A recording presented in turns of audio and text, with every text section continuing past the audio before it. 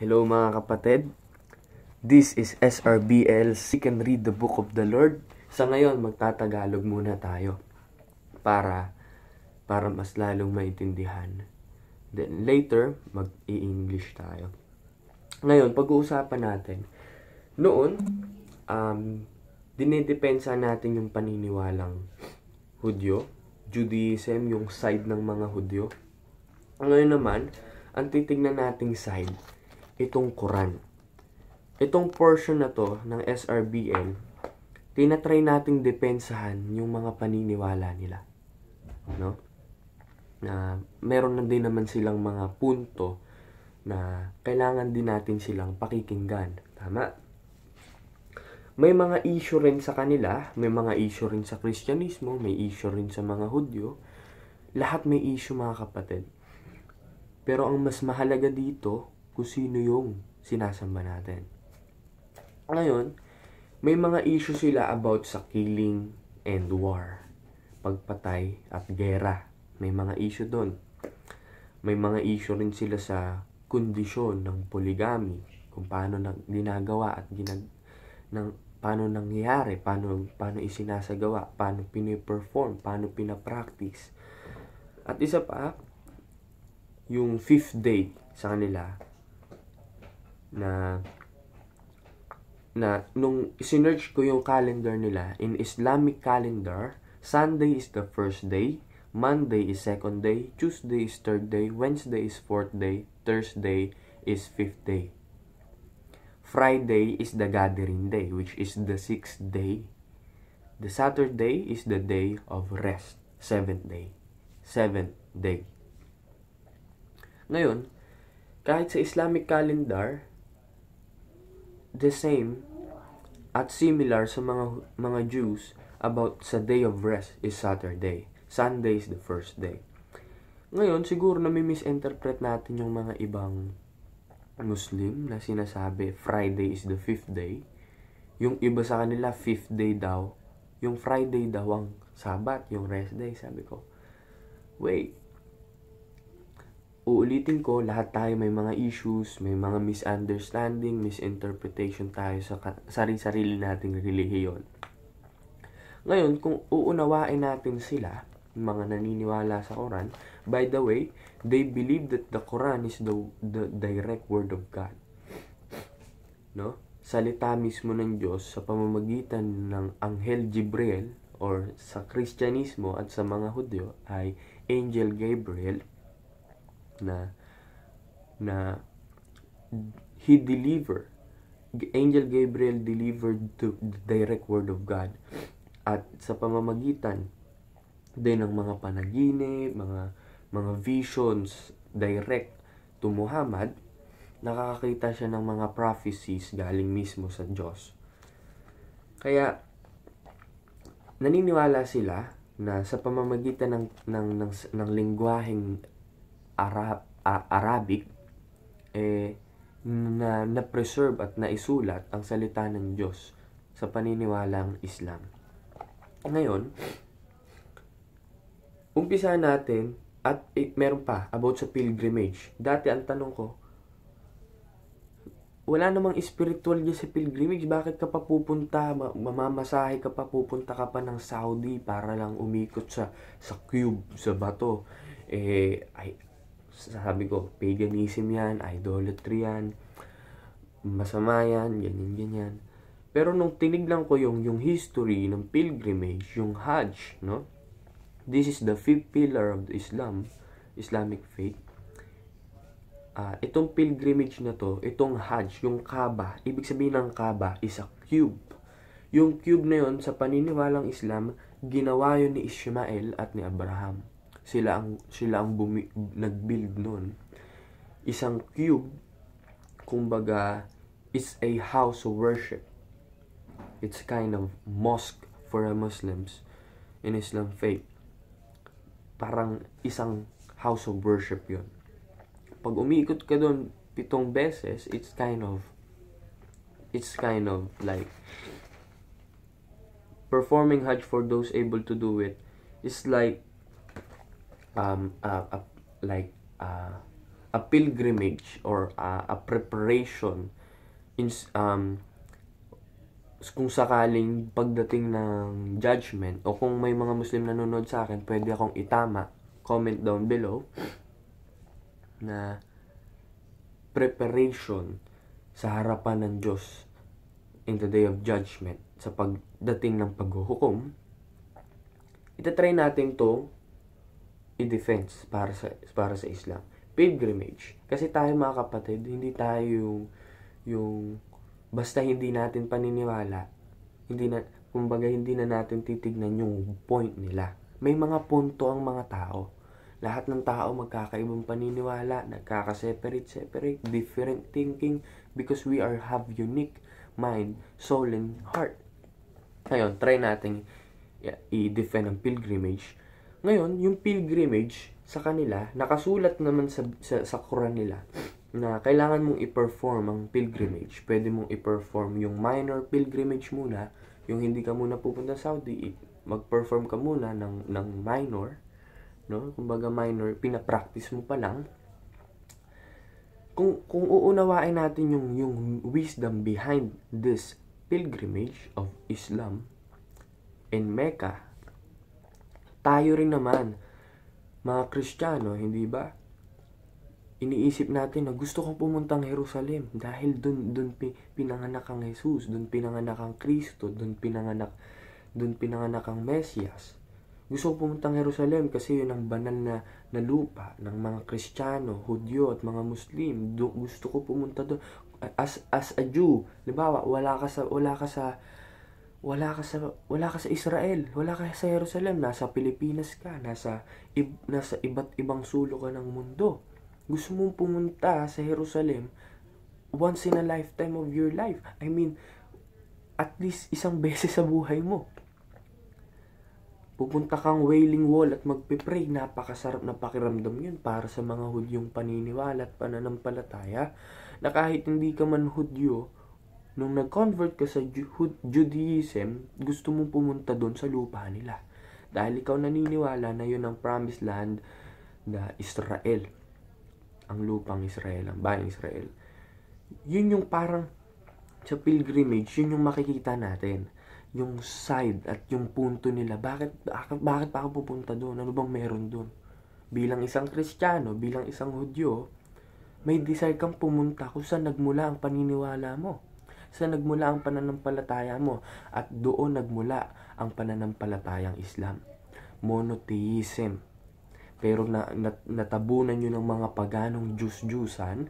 Kaya nung dumating ang propeta Muhammad, tinanggal lahat ng mga Diyos-Diyusan na yon, sinira at bumalik sila sa pagiging isang Diyos na pagsamba. Pilgrimage yun, mga kapatid. Yun yung Hajj, yung Kaaba. Si Abraham ang gumawa ng mismo, at si Isaac. Doon natin na depensahan yung kanilang paniniwala about sa pilgrimage. About sa pagpatay at mga gera, may babasahin tayo mismo na mula sa Biblia, na nasusulat sa Ecclesiastes, na napakaliwanag. Sa bawat bagay, ito sa Ecclesiastes 3 verse 1 to 8, may kanya-kanyang panahon ng bawat bagay. Sa bawat bagay ay may kapanahunan, at panahon sa bawat bagay sa silong ng langit, panahon upang isilang at panahon upang mamatay, panahon ng pagtatanim at panahon upang bunutin ang itinanim, panahon ng pagpatay. Maliwanag? Sa verse 3, panahon ng pagpatay at panahon ng pagpapagaling, panahon ng paggiba at panahon ng pagtatayo, panahon ng pag-iyak at panahon ng pagtawa, panahon ng pagtatangis at panahon ng pagsayaw, panahon ng paghahagis ng mga bato at panahon ng pagtitipon ng mga bato. Kahit sa Biblia nating mga Hudyo at Kristiyano, nakasulat na may panahon ng pagpatay, panahon ng pagpapagaling, panahon ng paghahagis ng mga bato, at panahon ng pagtitipon ng mga bato. Sa Islam ho, tuwing Ramadan, pagpupunta kang Mecca sa Saudi, meron silang ginaganap dong ritual na pagbabato ng bato. Pagtaboy daw yun ng mga kasalanan. 'Di ba? Sa mga Hudyo may pagbato rin sila eh. 'Di ba sinasabi sa Bibliang Hebreo na kapag may kasalanan o may grabing kasalanan yung tao, babatuhin siya hanggang mamatay. May panahon kasi ng pagbato at may panahon ng pagtitipon ng mga bato. Panahon ng pagyakap at panahon ng pagpipigil ng pagyakap. Tuloy, panahon ng paghahanap at panahon ng pagkawala, panahon ng pagtatago at panahon ng pagtatapon, panahon ng pagpunit at panahon ng pananahi, panahon ng pagtahimik at panahon ng pagsasalita, panahon upang magmahal, panahon upang masuklam. Sa verse 8 to panahon ng digmaan at panahon ng kapayapaan. Kahit sa Bibliang Hudyo, mga kapatid, at Bibliang Kristiyano rin namang tinuturing yan, may panahon ng gera, ng digmaan, at panahon ng kapayapaan. So may mga punto, kahit basahin natin sa labas sa Quran, sa aklat ng mga Muslim, may panahon para sa digmaan. Kaya wag natin silang huhusgahan na, mga terorista, mga masasamang tao, mga mamamatay tao. Kapatid, hindi perpekto ang Muslim, pero ang Islam, kung didepensa natin sila, makikita natin yung perfection of their religion. Makikita natin yon. Na wag natin sila basta huhusgahan agad na terorista. Hindi, mga kapatid. Hindi lahat ng Muslim perpekto at hindi lahat ng Muslim tama ang interpretasyon ng Quran. Tayong mga Kristiyano, nagkakaiba rin naman tayo sa interpretasyon natin sa pagsamba sa Diyos. Meron tayong Trinity, Binity, Unity, at Oneness Modalism sa Kristiyano pa lang. Meron tayong one save, always save, walang one save, always save. Marami tayong paniniwala sa loob pa lang ng Kristyanismo. Meron tayong reliyong Baptist, Katoliko, Orthodox Christian, Jehovah's Witnesses, ang Dating Daan, Members Church of God, International, Iglesia ni Cristo, Seventh-day Adventist. Marami tayong pagkakaiba sa loob ng reliyong Kristyanismo pa lamang. Huwag kaya natin silang husgahan dahil tayo rin naman may mga misunderstand. At least balong, hindi kami pumapatay, mga Kristiyano. Hindi mo rin masabi. Dahil itong mga Kristiyano na ito ay kadalasan ay makikita mo sila mismo nagpapatayan. Hindi ba gano'n? Sila mismo yung naghahantingan, naghahantayan para puksain, pisikalan ng isa't isa. Samantalang sabi ni Kristo, nabubuhay sa tabak din mamamatay. Diba? Sinasabi nila, darating, sabi niya sa 16 verse 1, sa Book of John, dadalhin niya kayo sa mga sinagoga, papatayin kayo. Inakala nila na nakapaghahain sila ng pagsamba sa Diyos. Ngunit hindi naman. Pero sa Quran, mayroong panahon panahon ng kapayapaan, panahon ng pagpuksa. So kaya sa way na yon, sa ganong view, wag natin silang husgahan na ganyan, ganito. Kasi tayo rin naman may panahon Biblia mismo natin may panahon.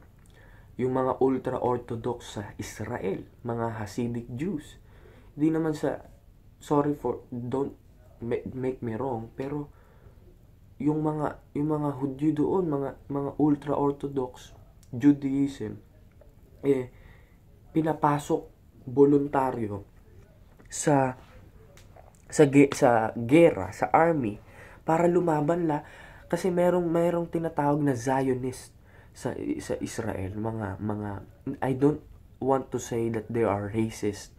Sinasabi ko na mga taong akala nila ang Diyos nila, Diyos lang talaga nila. Diyos lang ng Israel, hindi Diyos ng nasa labas na Israel.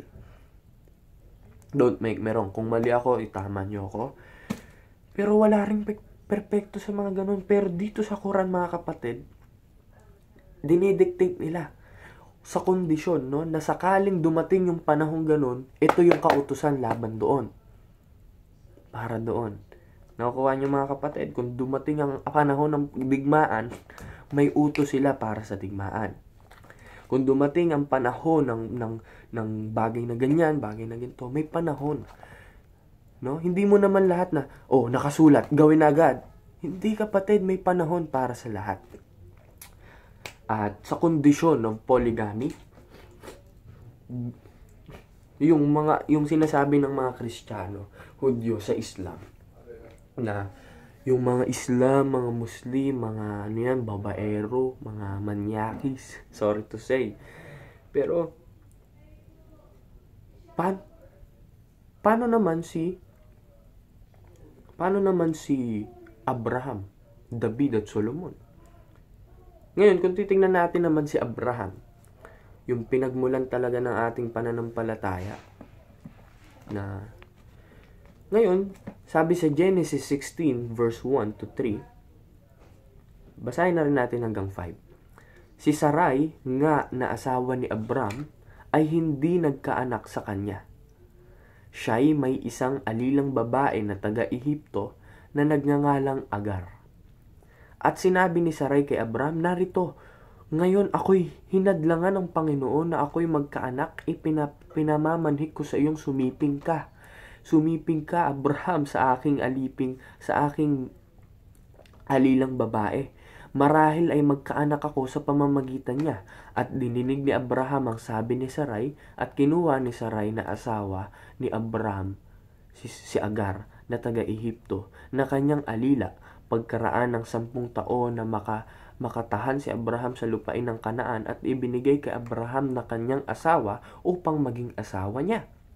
At siya'y sumiping kay Agar at naglihi at nang makita niyang siya'y naglihi ay niwalang halaga niya ang kanyang Panginoong babae sa kanyang paningin. Si Agar. At sinabi ni Sarai kay Abram, ang aking pagkaapi ay sumaiyo. Idinulot ko ang aking alila sa iyong sinapupunan at nang makita niyang siya'y naglihi ay niwalan akong kabuluhan sa kanyang paningin. Ang Panginoon ang humahatol sa akin at sa iyo. 6. Datapot sinabi ni Abram kay Sarai, narito ang iyong alila ay nasa iyong kamay. Gawin mo sa kanya ang iyong minamagaling sa iyong paningin. At dinuwahagi siya ni Sarai at si Agar ay tumakas mula sa kanyang harap. Anong ibig sabihin, mga kapatid?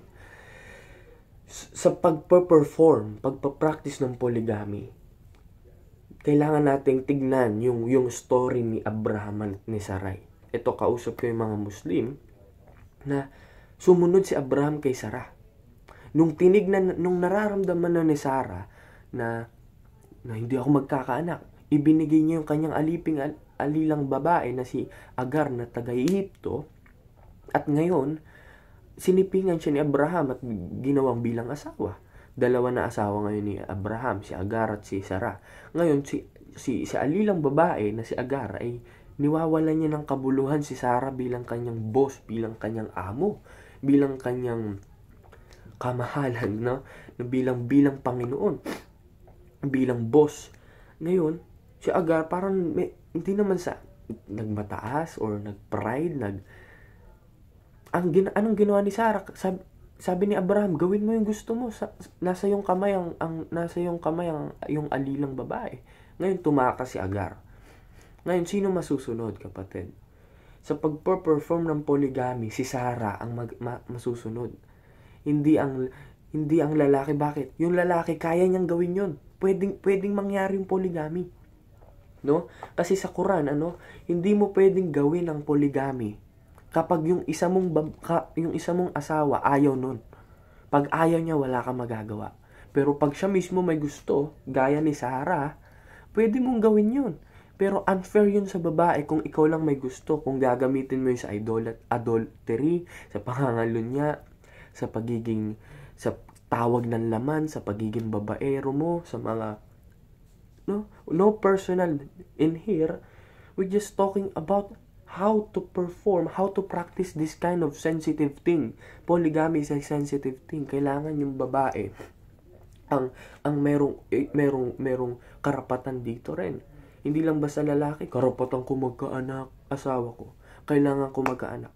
Okay, mag-uusap kayo ng asawa mo. Sasabihin ng asawa mo, okay, pwede ka mag-asawa, pero pag hindi ko na-feel na masaya, alisin mo. Kukunin ko yung bata or whatever. Nakukuha niyo yung punto, mga kapatid. Ganun natin sila po protektahan, yung paniniwala rin nila. Dahil may mga punto rin sila na mismo nakasulat sa ating mga aklat. Diba? Sa 5th day is Thursday, no? 6th day is Friday. Ito lang naman yung, naman to, last na to.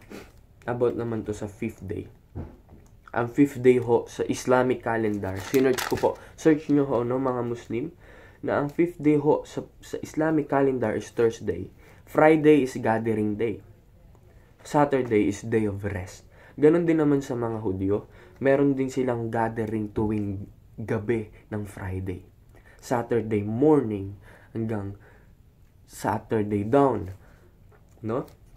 Which is, yun yung Sabat sa mga Hudyo, gathering yun sa mga Muslim, Saturday, day of rest. Naniniwala rin ang mga Muslim na Sabat ay Saturday rest. Ngayon yung mga kapatid na kailangan nating tignan yung mga potential ng mga relihiyong ito. Huwag lang tayong titignan ng takip isang mata at sasabihin na nating mali yan. Pero ang totoo, kung titignan, bubuklat mo buong mata mo, makikita mo yung potential nila. Ngayon lang kapatid, salamat sa panonood at seek and read the book of the Lord.